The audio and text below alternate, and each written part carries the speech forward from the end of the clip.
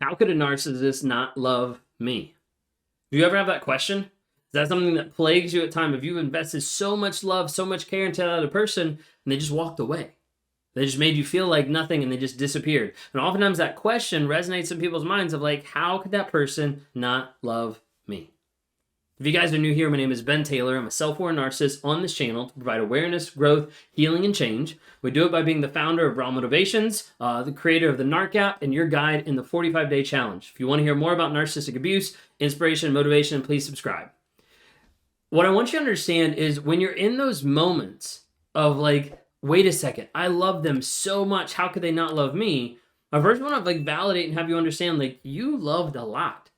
The love that you had for that other person wasn't this fake love. It was a real love. Even though you were loving someone that seems fake, that seems like, wait a second, they actually aren't the person they said they were, your love and your emotions were 100% real. But when you look on the other side, you're like, wait a second, it doesn't even seem to match up. It seems like they're void of love. And it seems like I'm discounted because of everything that was going on. Like you start to question a lot of reality of like, wait a second, what's actually true? The thing you have to understand is with a narcissist, there's an idea and an aspect of love that's going to be completely different of yours. So for me, a big aspect of love equals control. Growing up, I started to get through the idea of that love with being with someone else, that love, that high, that peace was an aspect of how much I actually had in their life, of how much actual leverage and control I had over a different person. So for me, it was something that how much I engaged with them, how much I knew about them, how much I like controlled the things that they did or said was really, really important. And I want to give you like a glimpse into that. We'll talk a little bit more about it here in just a minute, but I want to give you a glimpse into that. When we talk about narcissists, sometimes people say narcissists, they just love the best they can. Like they just have their version of love and like that's the best you're going to get. Okay. Well, if that's the case, then if you want to ascribe to that thought process, then you just have to lower your expectations, be with someone who doesn't care about you and magically think it's love. Okay. But a lot of times what's happening that people don't want to acknowledge is narcissism and narcissistic personality disorder, how it's interacting with another person is extremely transactional. Of like, what I give you, I need to make sure I'm getting.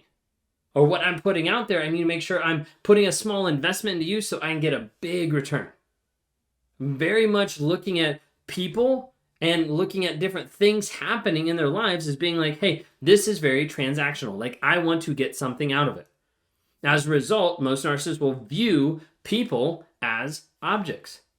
People as meant to be able to serve you. To be able to get what they want from that person. So for me, in the workplace, like a huge aspect, like in the workplace, was people were just a number. Like they weren't really people. They weren't really people that I would invest in. And as I had to learn about personalities and learn about teams, then I had to start putting together this investment into other people that felt weird and felt odd because it wasn't something I wanted to do. I just wanted to pump out the numbers and be like, look, this is what we got. I didn't want to really invest in other people because I didn't see any purpose in it because they were only meant to serve me. And so as a result, reducing people to objects of like, hey, that asset goes here so I can get this, so I can do this, whatever it might be. You see, when the aspect would be like whatever you're putting in, like narcissists, like I want way more out of that. Okay? And as a result, it ends up treating people like objects. Of like, hey, like this is something that I just did. You need to respect me. Like, I came home today, so you should respect me. Like, I pay the bills, so you better give me sex. Like, I do this. And it's always like an idea of like the I leads it, the ego leads it of like, hey, I did all this stuff, so you owe me. You owe me because of X, Y, and Z. That has been my thought process for a long period of time. Like, I came home. Like, I didn't go out and be with someone long term. I was just with someone for the afternoon, but I came home. So that means you should give me what I want. That's how screwed up the thought process was. Okay, so like, if I do this, then you do this. Okay, looking at every different thing of like, hey, this is a transaction of I want to get what I want in the moment right away, whatever it might be. Okay. oftentimes in this transactional like back and forth, it's not really what people would put as a definition of love. Doesn't seem very loving of, this back and forth, this transaction piece. Okay. And a lot of times people get like the idea of like, oh, like that's maybe just the best that they can love, when in reality, what they're doing is they're just reducing their worth to deal with that kind of love.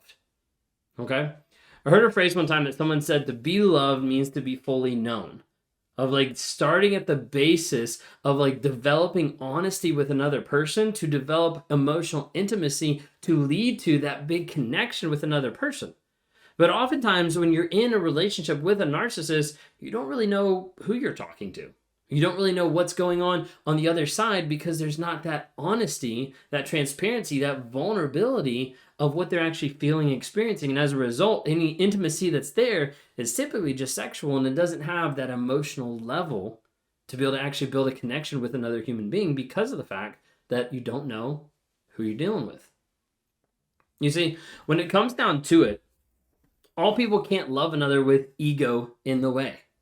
Like, no matter what you do, it doesn't matter if you're a narcissist or you're not. If you're coming into a relationship and you're saying, I love this person, but I matter more than you do, typically it doesn't match up to people's definition of love. You see, like, people can't actually get to the place of engaging with that love when they're doing behaviors that are just about themselves. So for me, and my definition of love was about control. My definition of love was about that interaction of like, this is what I get out of it. And as a result, I couldn't actually experience any level of true love because my ego was in the way.